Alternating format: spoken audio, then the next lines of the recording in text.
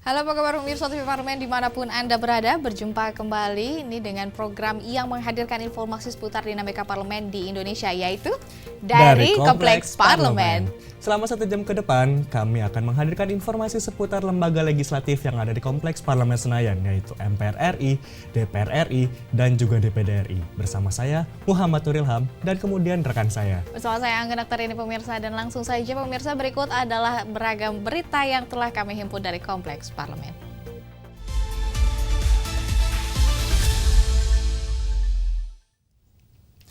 Membuka perjumpaan kita kali ini, ada informasi dari Komisi 5 DPR RI yang meninjau standar pelayanan minimal Jalan Tol Layang Syekh Muhammad bin Zayed atau Tol MBZ. Nah, hal ini dilakukan lantaran banyaknya keluhan dari para pengguna jalan tol yang menyoalkan sejumlah ruas jalan tol MBZ yang bergelombang.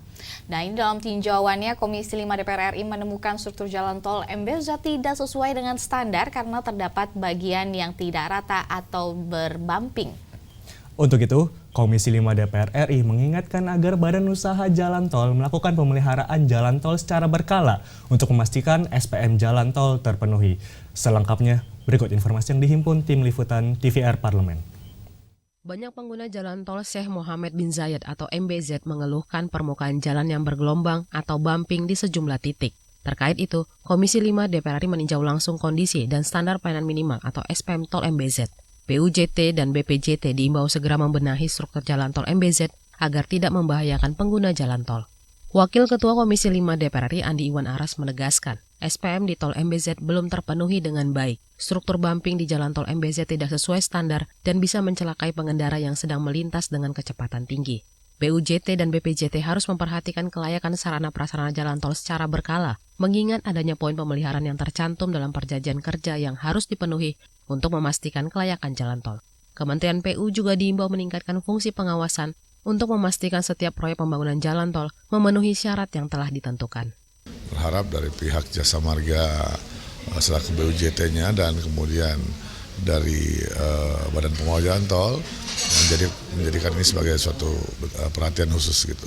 Tentu ini SPM-nya belum terpenuhi. Kita berharap bisa disempurnakan ya dengan kunjungan ini.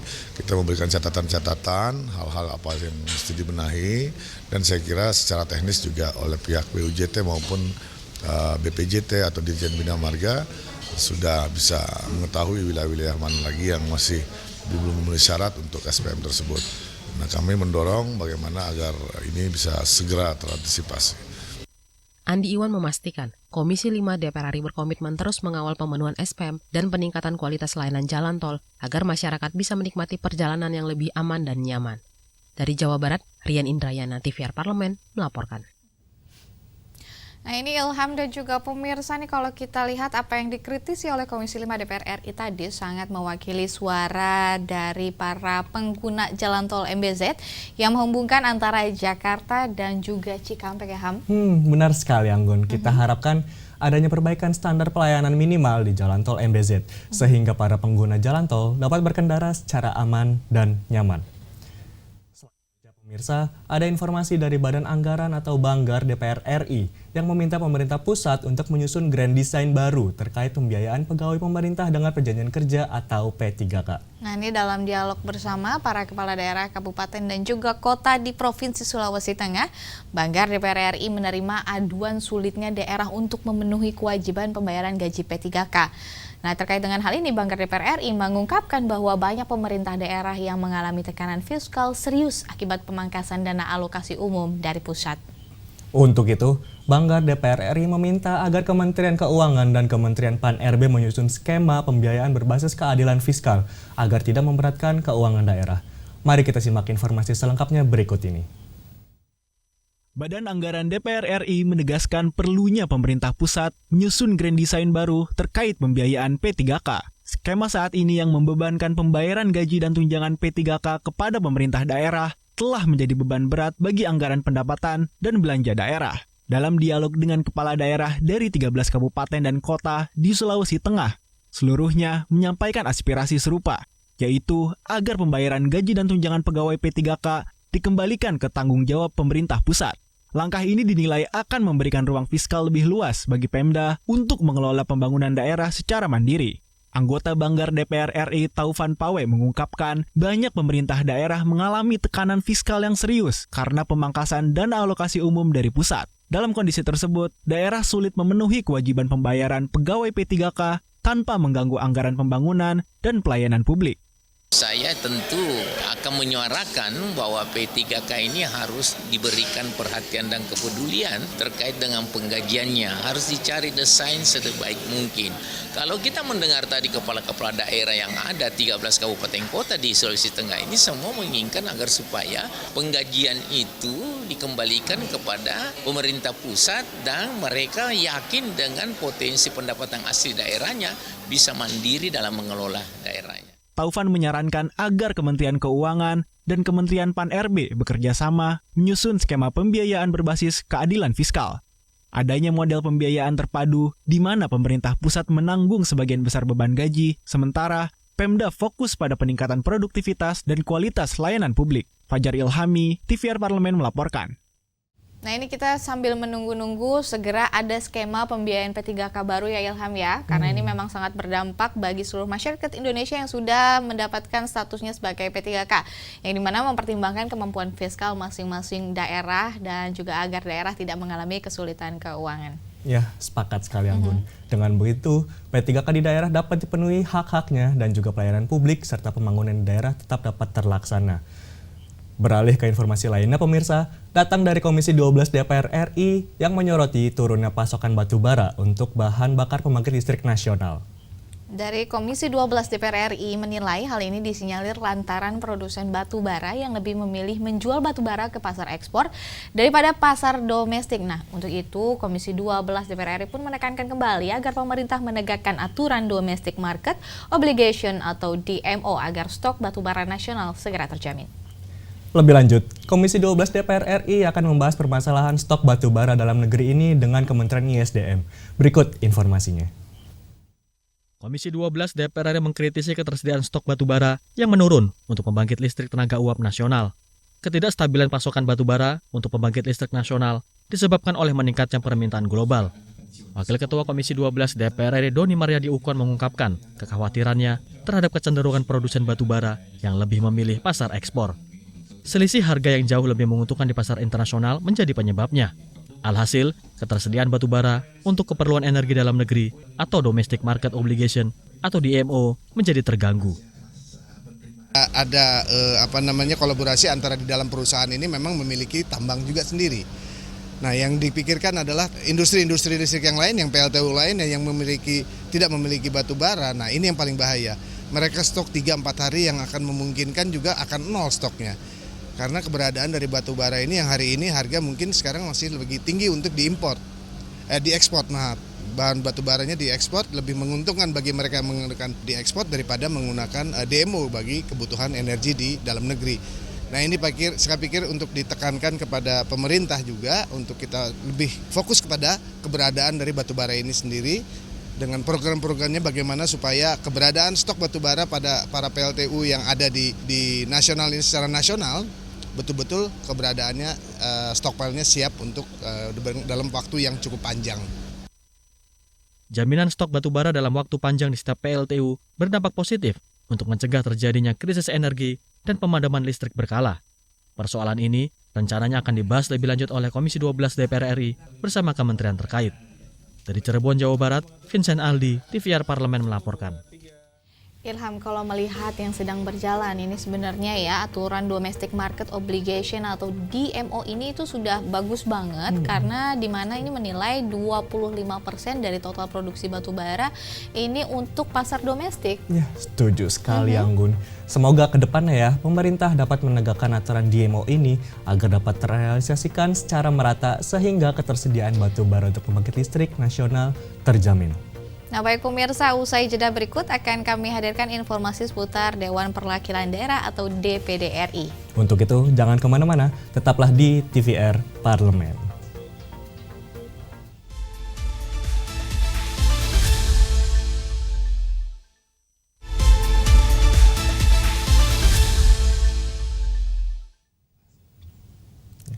Masih di TVR Parlemen pemirsa, pada segmen sebelumnya kita telah simak beragam berita dari DPR RI. Kini kita beralih ke ragam berita dari Dewan Perwakilan Daerah atau DPD RI. Ada info terbaru apa aja nih Anggun? Ini ada banyak sekali nih Ilham terkait dengan ini yang berita pertama datang dari Ketua DPD RI Sultan B. Najmuddin yang membuka acara Green Democracy Fun Walk sebagai puncak acara hari ulang tahun DPD Republik Indonesia ke-21. Nah ini pun dilaksanakan di Gelora Bung Karno yang dimana ini lokasi di Senayan, Jakarta. Green Democracy Fun Walk diikuti ribuan peserta dari berbagai latar belakang termasuk dari kedutaan negara-negara sahabat. Selain acara Fun Walk, DPD RI juga melakukan penanaman pohon langka di kawasan Senayan, Jakarta sebagai simbol dimulainya Gerakan Nasional Green Democracy atau mewujudkan demokrasi ramah lingkungan. Atas keberhasilan gelaran acara tersebut, DPD RI menerima 2 penghargaan sekaligus dari Museum Rekor Indonesia atau MURI. Mari kita simak bersama info dari DPD RI. Sebagai puncak hari ulang tahun ke-21, Dewan Perwakilan Daerah Republik Indonesia resmi mencanangkan tanggal 9 November sebagai Hari Green Demokrasi yang ditandai dengan kegiatan Green Demokrasi Fun Walk di Jakarta pada hari Minggu 9 November 2025. Kegiatan Green Demokrasi Fun Walk di Jakarta diikuti oleh ribuan peserta dari berbagai kalangan dan lintas instansi seperti kementerian lembaga, pemerintah daerah, masyarakat umum, serta melibatkan kedutaan-kedutaan besar negara sahabat. Ketua DPD RI Sultan B. Najmuddin menyampaikan bahwa Green Demokrasi merupakan bentuk pendidikan politik yang memperkenalkan paradigma baru di mana setiap kebijakan dan program pembangunan demokratis harus sejalan dengan upaya pelestarian lingkungan hidup demi keberlangsungan bumi. Ini menjadi penyemangat aja sih, saya bukan target kita mengucapkan MURI, tapi ini menjadi penyemangat, pemicu kita bahwa demokrasi kita bisa bikin lebih hijau, lebih sejuk, lebih berkeadilan, lebih berkelanjutan, lebih peaceful, lebih meaningful, lebih partisipatif. Dalam momentum bersejarah tersebut, Sultan bersama pimpinan dan anggota DPD RI juga melakukan penanaman pohon damar di kawasan Senayan, Jakarta sebagai simbol dimulainya Gerakan Nasional Green Demokrasi atau mewujudkan demokrasi ramah lingkungan di Indonesia. Atas keberhasilan acara ini, DPD RI mendapatkan 2 penghargaan dari Museum Rekor Indonesia atau MURI. Penghargaan pertama diberikan karena DPD RI menjadi lembaga negara pertama yang berhasil menyelenggarakan Fun Walk lintas profesi dan lintas negara dengan peserta terbanyak.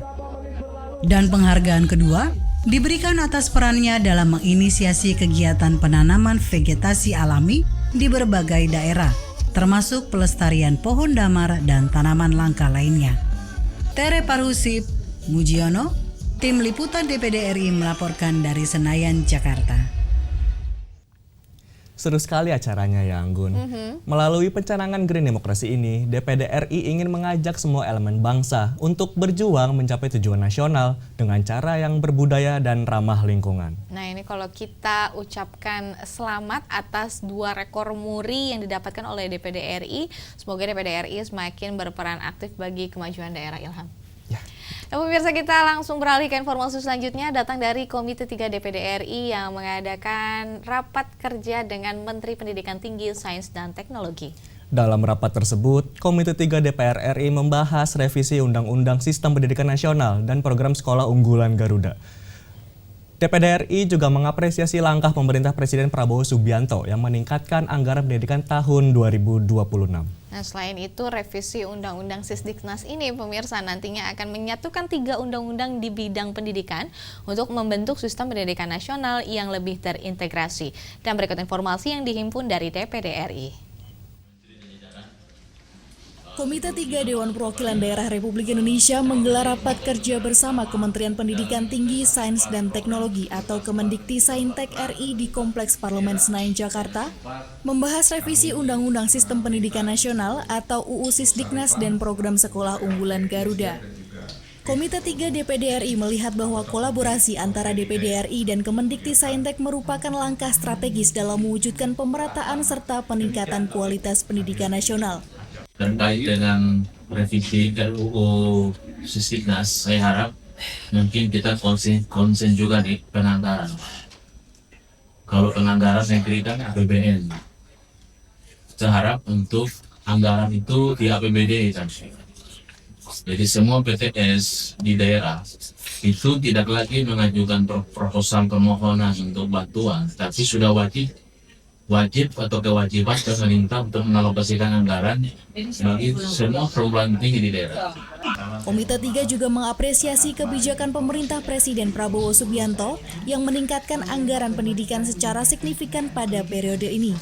Menteri Pendidikan Tinggi, Sains dan Teknologi Brian Yuliarto menjelaskan bahwa revisi UU Sisdiknas akan menyatukan 3 undang-undang di bidang pendidikan untuk membentuk sistem pendidikan nasional yang lebih terintegrasi. Kemendikti-Saintek menegaskan komitmen pemerintah untuk memperluas akses pendidikan melalui Kartu Indonesia Pintar bagi mahasiswa kurang mampu serta mendorong pemerintah daerah membuat program KIP daerah. Melalui rapat ini, Komite 3 DPD RI dan Kemendikti-Saintek berharap terwujudnya rekomendasi substantif untuk revisi UU Sisdiknas, evaluasi program Sekolah Garuda, serta peta jalan kolaborasi kelembagaan guna memperkuat transformasi pendidikan nasional yang inklusif dan berkelanjutan. Kinanti, Andri, Tim Liputan DPD RI melaporkan dari Senayan, Jakarta. Kita tunggu bersama ya Anggun. Semoga adanya revisi Undang-Undang Sistem Pendidikan Nasional yang baru dapat mewujudkan pemerataan akses dan kualitas pendidikan di seluruh daerah di Indonesia. Nah, dengan harapannya nih Ilham, kenaikan anggaran pendidikan tahun depan mampu menekankan kualitas pendidikan dan juga kualitas sumber daya manusia yang ada di Indonesia. Pemirsa, usai jeda sejenak, kami akan kembali dengan berita menarik lainnya dari DPD RI. Tetaplah di TVR Parlemen.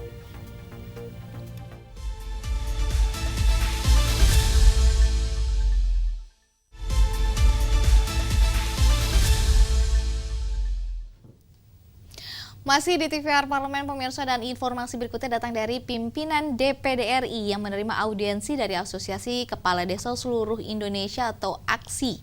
Dalam pertemuan tersebut, para kepala desa menyatakan dukungan atas program Astacita Presiden dan menyampaikan aspirasi terkait sejumlah kendala di lapangan.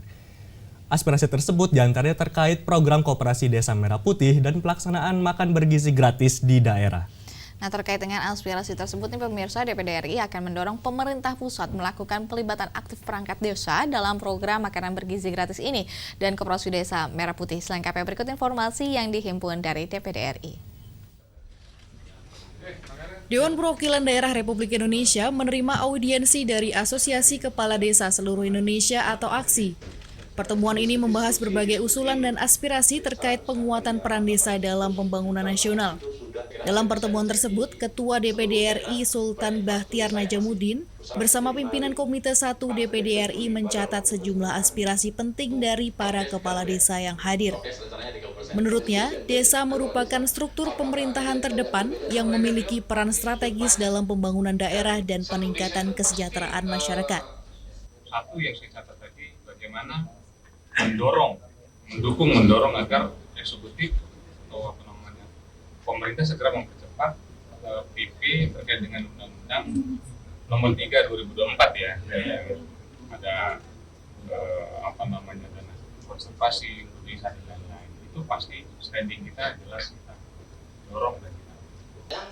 Sultan menyebutkan salah satu poin utama yang dibahas adalah percepatan penerbitan peraturan pemerintah atau PP turunan dari Undang-Undang Nomor 3 Tahun 2024 yang mengatur tentang fungsi legislasi, advokasi, serta pengawasan terhadap kebijakan desa. Asosiasi Kepala Desa juga mengusulkan agar program-program ekonomi desa dapat diperkuat melalui ekosistem produksi dan konsumsi di tingkat lokal. Hal ini diharapkan dapat mendorong perputaran ekonomi langsung di desa, termasuk optimalisasi anggaran untuk pemberdayaan masyarakat. Kinanti, Ega Prabandaru, Tim Liputan DPD RI melaporkan dari Senayan, Jakarta. Kalau kita cermati ya Anggun, adanya aspirasi dari para kepala desa ini adalah langkah nyata kepedulian daerah untuk menyukseskan program pemerintah pusat. Kalau Anggun sendiri sih ya sangat sepakat ya Ham dengan adanya etikat baik atau niat baik dari kepala-kepala daerah ini dengan pelibatan aktif para kepala desa. Maka rentang kendali agar program-program tersebut sampai ke masyarakat akan lebih efisien lagi. Nah pemirsa, selanjutnya ada informasi dari Senator DPD RI asal Provinsi Bangka Belitung yang menyerahkan langsung hadiah kepada pemenang lomba video tematik kategori masyarakat umum dalam rangka HUT DPD RI. Karya video tematik racikan siswa-siswi SMA Negeri 1 Tanjung Pandan dinilai unggul dalam menyampaikan pesan kebangsaan dan aspirasi anak muda secara kreatif dan sinematik. Senator Darmansyah Hussein berharap agar anak muda lainnya di seluruh Indonesia dapat terus aktif dan kreatif berkarya selain di bidang akademik. Berikut informasi yang dihimpun dari DPD RI. Senator Bangka Belitung Darmansyah Hussein menyerahkan hadiah kepada tim Yaserasa Production dari SMA Negeri 1 Tanjung Pandan. Tim muda berbakat ini berhasil menjadi juara 1 lomba video tematik DPD RI tahun 2025 pada ajang penghargaan DPD Award yang digelar beberapa waktu lalu. Karya mereka dinilai unggul dalam menyampaikan pesan kebangsaan dan aspirasi daerah dengan gaya sinematik yang kreatif. Penyerahan hadiah dilakukan langsung oleh Senator Darmansyah Hussein di SMA Negeri 1 Tanjung Pandan. Darmansyah mengungkapkan kebanggaannya terhadap 6 siswa yang mampu mengalahkan peserta dari seluruh Indonesia. Kita sangat menghargai, mengapresiasi tentu saja, dan kita mendorong ya anak-anak muda kita ya menyongsong masa depan ini dengan apa? Dengan belajar dan berkreasi. Ya, tingkatkan kreativitas. Jadi inilah pesan saya kepada teman-teman anak-anakku dari SMA Negeri 1.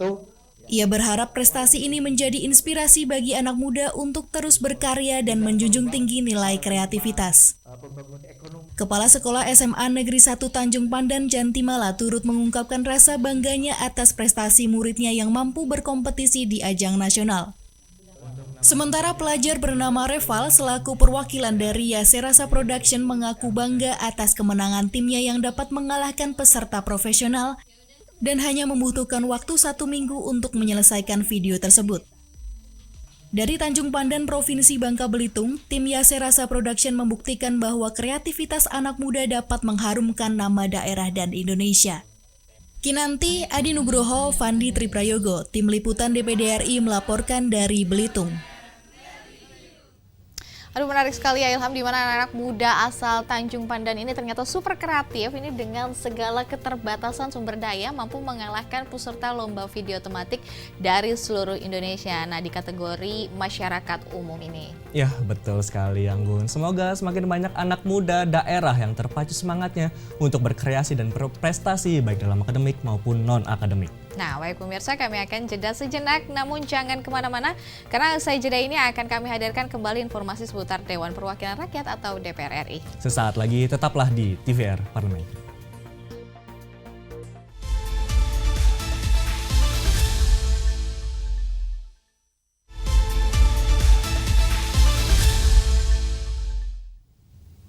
Pemirsa, masih bersama kami dari Kompleks Parlemen, dan segmen sebelumnya kita telah simak informasi seputar kinerja DPD RI kan Ilham.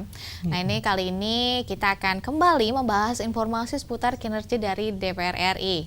Nah pemirsa, dari Komisi 4 DPR RI mendesak Kementerian Pertanian untuk memperkuat program pembinaan dan juga pendampingan bagi peternak sapi perah. Dalam kunjungan kerjanya ke Kabupaten Boyolali, Komisi 4 DPR RI menyoroti program inseminasi buatan, peningkatan kualitas pakan, hingga upaya mitigasi penyakit mulut dan kuku atau PMK. Langkah ini dinilai krusial untuk mengantisipasi dampak jangka panjang PMK, serta menjaga kualitas dan kuantitas susu sapi segar asal Boyolali. Nah, tentunya ini lebih lanjut, Komisi 4 DPR RI menegaskan bahwa produksi susu sapi perah masih dapat ditingkatkan kembali melalui penguatan kebijakan dan juga pendampingan yang berkelanjutan. Nah, selengkapnya berikut informasi yang sudah dihimpun dari tim liputan TVR Parlemen. Komisi 4 DPR RI mendesak Kementerian Pertanian menggalakkan pembinaan dan pendampingan bagi para peternak sapi perah, khususnya melalui program inseminasi, indukan sapi, pemberian pakan berkualitas, hingga mengantisipasi penyebaran penyakit kuku dan mulut. Sehingga produksi susu di Boyolali meningkat hingga 30 liter per ekor per hari guna mensukseskan program makan bergizi gratis. Anggota Komisi 4 DPR RI Heri Dermawan mengatakan, saat ini kebutuhan susu nasional mencapai 3 hingga 4 juta liter per hari. Namun, sekitar 67% masih dipenuhi oleh impor. Produksi susu dari sapi perah dapat ditingkatkan melalui penguatan kebijakan dan pendampingan yang berkelanjutan. usaha dagang Pramono mengelola sekitar 20.000 liter susu segar per hari yang dipasok dari 7 kecamatan di Kabupaten Boyolali. Ia berharap sebagai kabupaten penghasil susu terbesar di Indonesia, program MBG tidak hanya memenuhi gizi anak, namun mampu mendongkrak ekonomi UMKM dan para peternak sapi perah. Pembinaan terhadap peternak tadi sudah disampaikan harus selalu, karena produksi susu sapi perah itu sangat dipengaruhi oleh pakan dan cara memeliharanya. Itu tadi kan masih kita anggap rendah lah, produksinya baru 1 ekor itu sekitar 15-20 liter, padahal bisa ditingkatkan sampai 30. Nah ini perlu pembinaan turun langsung. Tadi juga dampak dari penyakit mulut dan kuku, terus kandang yang baik gimana, pakan yang baik gimana, itu terus dilakukan oleh pemerintah. Dari Boyolali, Jawa Tengah, Hilman Hidayat, TVR Parlemen melaporkan.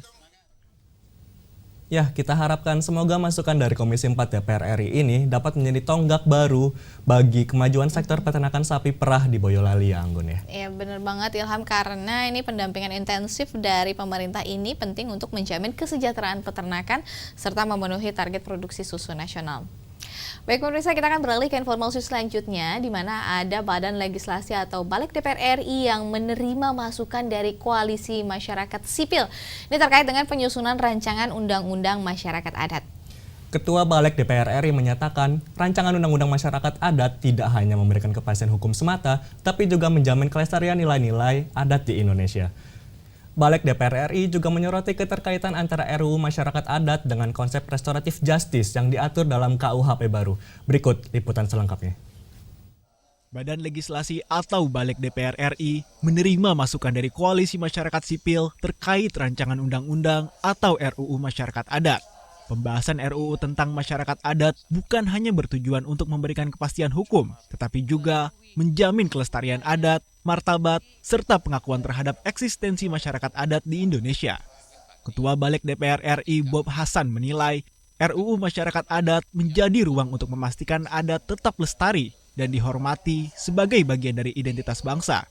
Ini tentunya ketika dipastikan menjadi sebuah undang-undang, maka ini akan menambah lagi bahwa di Indonesia ini dalam hal tujuan hukumnya, kepastian hukumnya tercipta gitu loh, sehingga akhirnya ada nanti yang betul-betul memang telah menjelma menjadi hukum positif dari masyarakat kebiasaan adat tadi itu, kemudian tinggal bagaimana yang tersisa itu adalah kelestarian adat itu sendiri, bagaimana pola-pola tertentu yang diatur dalam adat, pola-pola misalkan mungkin ada gaya baru. Sekarang ada restoratif justice dalam KUHP nasional, dan itu syaratnya adalah tokoh masyarakat.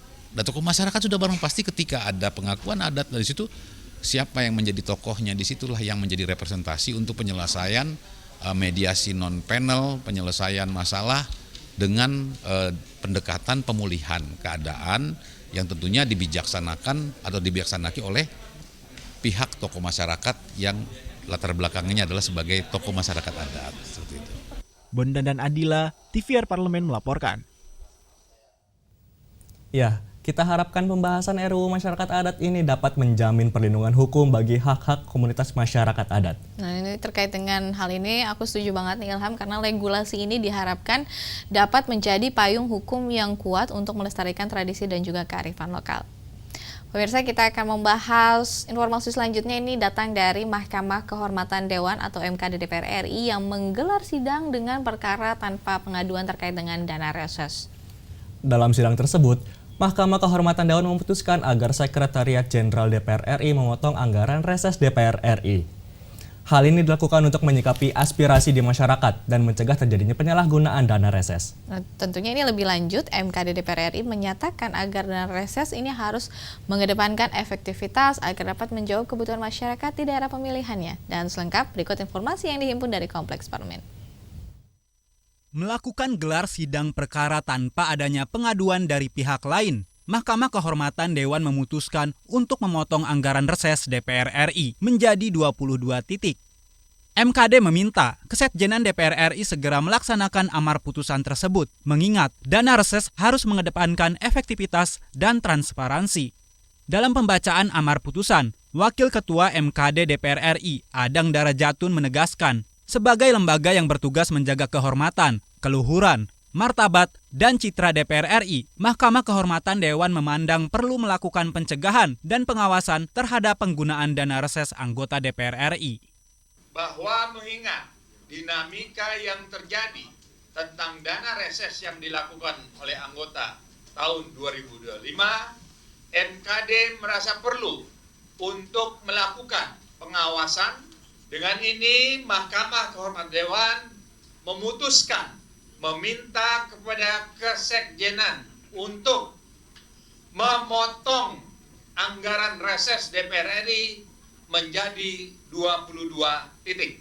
Meminta kepada Kesekjenan untuk segera melaksanakan amar putusan ini. Lebih lanjut, Adang menegaskan, sebagaimana yang diputuskan oleh sidang MKD, dana reses harus mengedepankan efektivitas untuk menjawab kebutuhan masyarakat di setiap daerah pemilihan. Untuk itu, diperlukan pengawasan dan transparansi dana reses guna mencegah terjadinya pelanggaran dan penyalahgunaan dana reses. Hilman dan Yoga, TVR Parlemen melaporkan.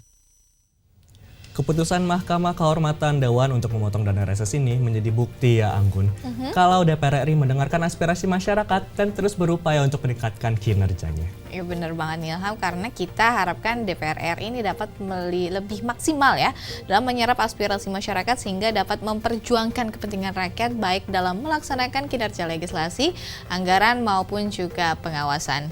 Ya, pemirsa, usai jeda berikut ini akan kami hadirkan informasi seputar parlemen lainnya. Untuk itu, tetaplah di TVR Parlemen.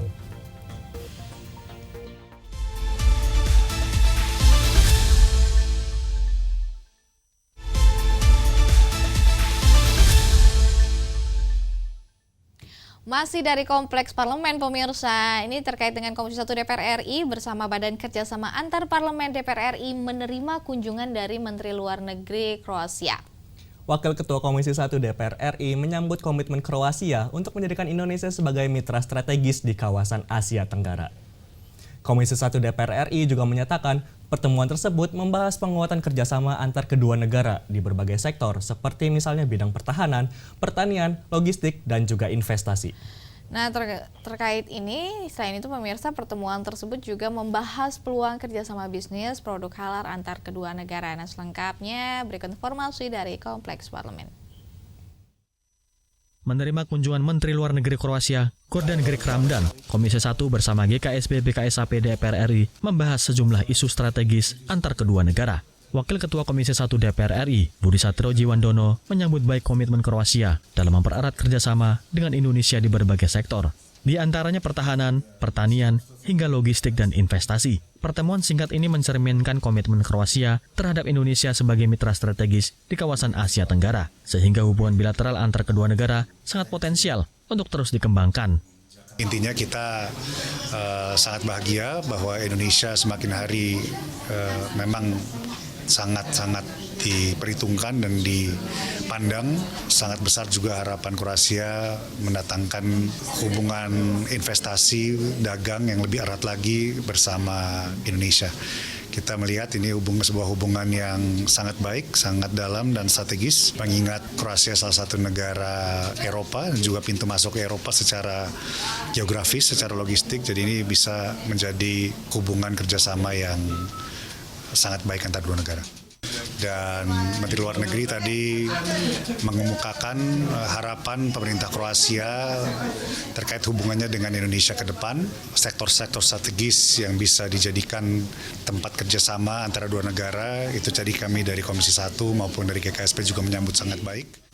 Dalam pertemuan ini, Komisi 1 dan GKSB DPR RI juga membahas peluang kerjasama dalam sektor ekosistem bisnis halal, termasuk potensi ekspor produk halal Indonesia ke Eropa, khususnya ke Kroasia maupun sebaliknya. Dodi Muharam, TVR Parlemen melaporkan. Menarik sekali ya Anggun. Semoga hubungan kerjasama antara Indonesia dan Kroasia ini dapat saling menguntungkan bagi kedua negara. Aku setuju Ilham, karena Kroasia ini bisa menjadi mitra strategis Indonesia, ini di mana ini adalah kawasan Eropa dan juga sebaliknya Indonesia juga dapat menjadi mitra strategis Kroasia di kawasan Asia Tenggara.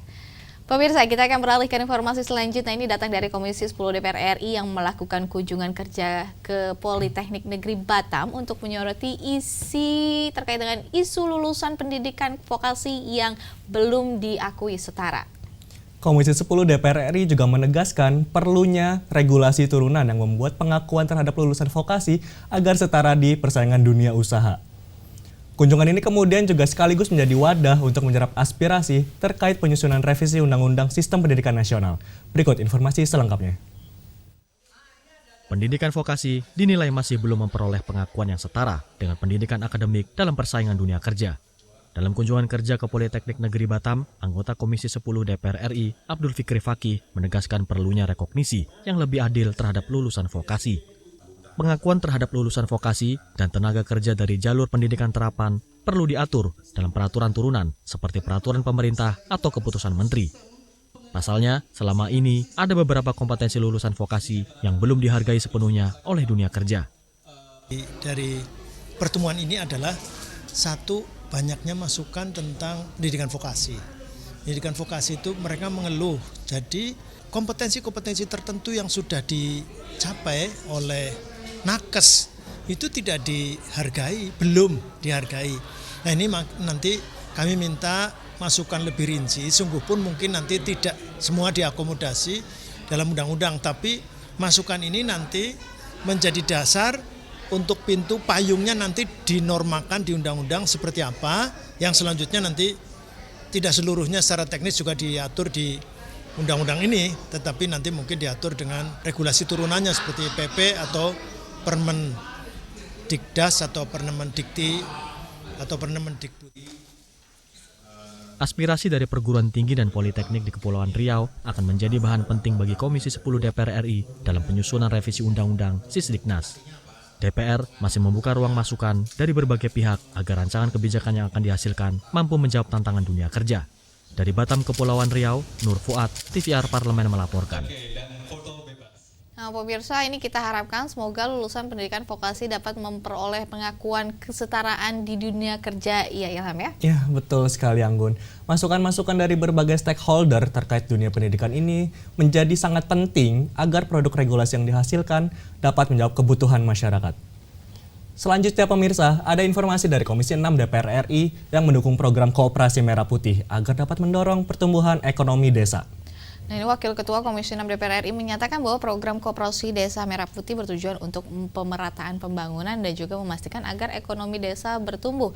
Sehingga nantinya ini diharapkan masyarakat desa dapat sejahtera di desanya sendiri tanpa perlu mencari nafkah ke perkotaan. Nah, ini selengkapnya, mari kita simak informasi berikut ini. Pemerintah melalui program Koperasi Merah Putih berupaya mendorong pertumbuhan ekonomi di tingkat desa. Program ini diharapkan mampu menciptakan pemerataan pembangunan dan menggerakkan roda perekonomian di pedesaan. Wakil Ketua Komisi 6 DPR RI Andre Rosiade menegaskan tujuan utama dibentuknya Koperasi Merah Putih sejalan dengan visi Presiden untuk menumbuhkan ekonomi desa. Masyarakat di pelosok diharapkan dapat merasakan hasil pembangunan, sebab selama ini pertumbuhan ekonomi lebih banyak terpusat di perkotaan sehingga timbul perpindahan penduduk desa ke kota. Tumbuhnya ekonomi desa akan membuat masyarakat tidak lagi meninggalkan kampung halaman. Tujuan dari pemerintah Presiden Prabowo untuk membentuk Koperasi Merah Putih itu adalah agar ekonomi desa bisa tumbuh dan berkembang ya. Itu yang pertama ya. Supaya kue pembangunan ini bisa dirasakan oleh desa. Ekonomi itu bisa bergerak oleh desa. Selama ini kan yang menikmati kue pembangunan, kue ekonomi itu kan di kota.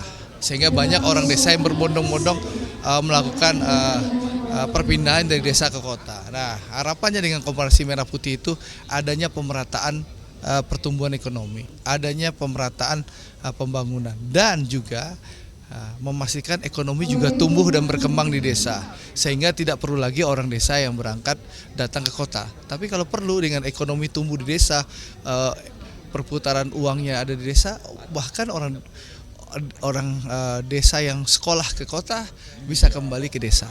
Itu harapannya seperti itu. Koperasi Merah Putih diyakini akan mensinergikan UMKM dan masyarakat desa menjadi motor penggerak ekonomi baru yang menciptakan kesejahteraan merata di Indonesia. Dari Tangerang Selatan, Banten, Dwi Utomo, TVR Parlemen melaporkan. Kita harapkan semoga program koperasi Desa Merah Putih ini dapat mensejahterakan masyarakat di desa ya Anggun ya. Iya benar banget nih Ilham, karena kondisinya ini dengan kerjasama lintas sektor dari pusat hingga ke daerah, desa-desa, ini semoga dapat menyukseskan terkait dengan program prioritas pemerintah ini. Ya pemirsa, usai jeda berikut akan kami hadirkan informasi lainnya seputar DPR RI. Untuk itu jangan kemana-mana, tetap bersama kami di TVR Parlemen.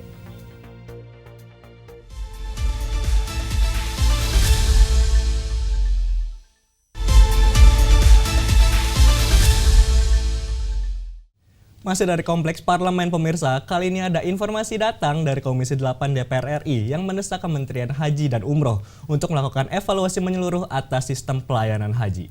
Nah tentu ini menanggapi terpilihnya 2 syarikah sebagai mitra penyedia layanan haji 2026, nih Komisi 8 DPR RI meminta agar pemerintah kembali memastikan agar kedua syarikah tersebut dapat meningkatkan kinerjanya dibanding dengan tahun-tahun sebelumnya. Ini dalam pembahasan di Komisi 8 DPR RI menegaskan akan terus mengawal proses evaluasi dan juga reformasi sistem layanan haji tahun 2026 agar berjalan secara profesional, akuntabel dan juga berkeadilan. Selain itu, Komisi 8 DPR RI akan meningkatkan pengawasan tata kelola, transportasi, penginapan, serta konsumsi dari 2 syarikah guna memastikan kenyamanan serta pelindungan jamaah haji. Selengkapnya, berikut informasi yang dihimpun tim liputan TVR Parlemen. Raken Masarik Al-Mutamasiyah Company for Pilgrim Service dan Al-Bait Gas telah dipilih sebagai syarikah atau mitra penyedia layanan haji tahun 2026. Komisi 8 DPR RI mendesak Kementerian Haji dan Umroh melakukan evaluasi sistem pelayanan haji. Pasalnya, di tahun 2025, 2 syarikah tersebut mendapat banyak keluhan dari jamaah haji Indonesia. Anggota Komisi 8 DPR RI, Sally Andriani Gantina menegaskan, Komisi 8 DPR RI akan terus mengawal proses evaluasi dan reformasi sistem layanan haji tahun 2026 berjalan secara profesional, akuntabel, dan berkeadilan bagi seluruh jamaah Indonesia. Catatan dari fraksi PDI Perjuangan adalah peningkatan pelayanan yang dilakukan oleh pemerintah itu tidak berkurang.